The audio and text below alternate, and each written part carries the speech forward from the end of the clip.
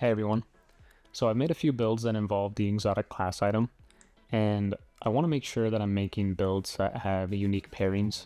I want to showcase that you can make a strong build even if you don't get the exact exotic class item that you want. So today we're going to be looking at Spirit of Inmost Light and Spirit of the Star Eater. Now you don't need either of these for this build to be strong, they just enhance the build. You could run Spirit of Inmost Light paired with something else, or Spirit of the Star Eater with something else. Bottom line, you can make this build work with one of the options. This build revolves around generating orbs of power, as well as using your abilities, prismatic, and super frequently. I ran this build a couple of times in Legend Onslaught, and I was generating a ton of orbs. There was one time I generated like 450 orbs, and my teammates were using like Orpheus Tether, and I was generating more orbs of power than them, so this build puts out orbs for sure. And a couple of reasons why we want orbs of power is for our Star Eater and then our exotic of choice, Kvostov. If you're unfamiliar, Spirit of Star Eater, it reads, picking up an orb of power while your super is charged grants a stack of Feast of Light up to a max of 6 stacks. When you cast your super, you consume those stacks, increasing your super damage. And at stack 6, that's a 70% super damage increase. Now the new exotic Kvostov thrives off of orbs of power. Picking up orbs increases the ricochet effect of the exotic. We can also pick up those orbs of power with Shoot to Loot. Pairing with Star Eater, we'll be using Spirit of the Inmost Light, Grenade or class ability usage, or powered melee damage grants empowered abilities for 5 seconds. For our abilities, we'll be using Gambler's Dodge, Swarm Grenade, and then either Withering Blade or Threaded Spike. Withering Blade is nice for that extra ability to use for our Inmost Light, and then Threaded Spike is great at hitting multiple combatants and reducing their damage output. And for our aspects, we'll be using Stylish Executioner and Gunpowder Gamble. Gunpowder Gamble counts as a grenade, which will feed our Spirit of Inmost Light even more. And then we'll also be getting a lot of ability kills from Spirit of Inmost Light, and that will proc Stylish Executioner. These just go very well together. High ability uptime, so a lot of ability kills, a lot of Stylus Executioner.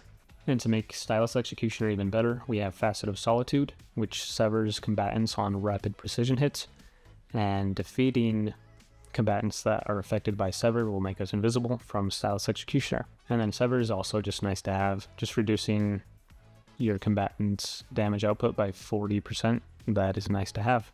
For our other fragments, we have Facet of Protection for 15% damage resistance when we're surrounded, and then that number jumps up to 32% when we're transcended. I always recommend Facet of Protection. It's just free survivability. I have it on like all my builds. It's just nice to have. And then our next fragment, we have Facet of Purpose, and this just plays more into our Orbs of Power. When we pick up an orb, we receive an Elemental Survival buff, matching our equipped super. I was mainly using Golden Gun and Silk Strike, so I was getting Restoration or Woven Mail. I recommend Golden Gun for boss fights or damage phases, and then Silk Strike for general play. And what's nice about using Kvostov is that you can shoot the Orbs of Power to proc Facet of Purpose.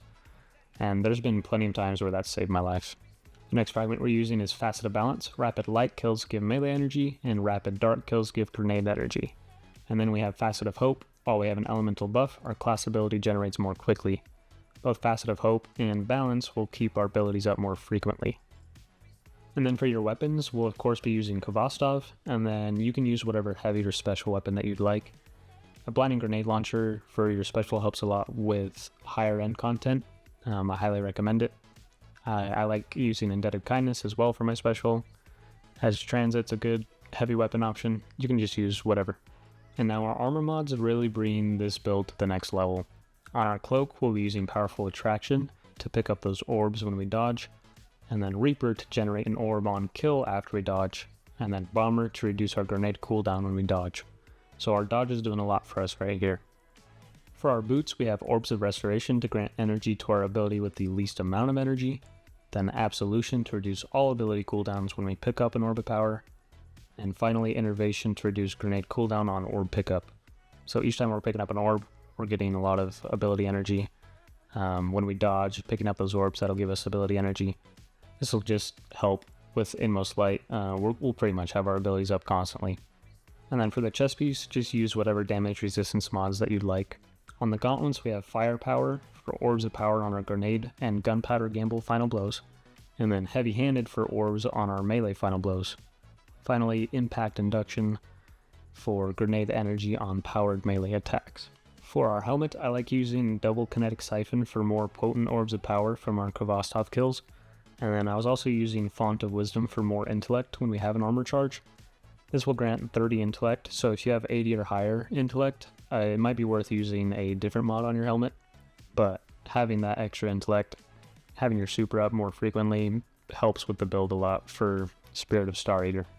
For the artifact mods, I recommend Shield Crush for either grenade or melee damage and recharge rate, depending on the elemental buff that you have, and then Radiant Orbs and Elemental Siphon.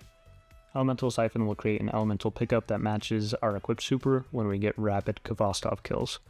And that pretty much covers everything for the build. For the gameplay loop, I like starting off with a grenade, and then follow that with a melee and then a dodge. And then you can start spraying with Kvostov, generating those orbs of power, and don't forget to shoot those orbs if you need to. There's been, like I said before, there's been a lot of times where it's saved my life, shooting an orb, giving me restoration or woven mail. Super nice. And then you'll also be getting your super and prismatic very quickly, so don't be afraid to use those. Before you pop your super, make sure that you have a good amount of stacks of Star Eater. Star Eater makes Golden Gun do a good amount of damage, and so you can save that for beefier enemies. Hope you guys enjoyed the build. If you did, a like and a sub go a long way. I appreciate you guys. Hope you have a good one, and I will see you in the next video.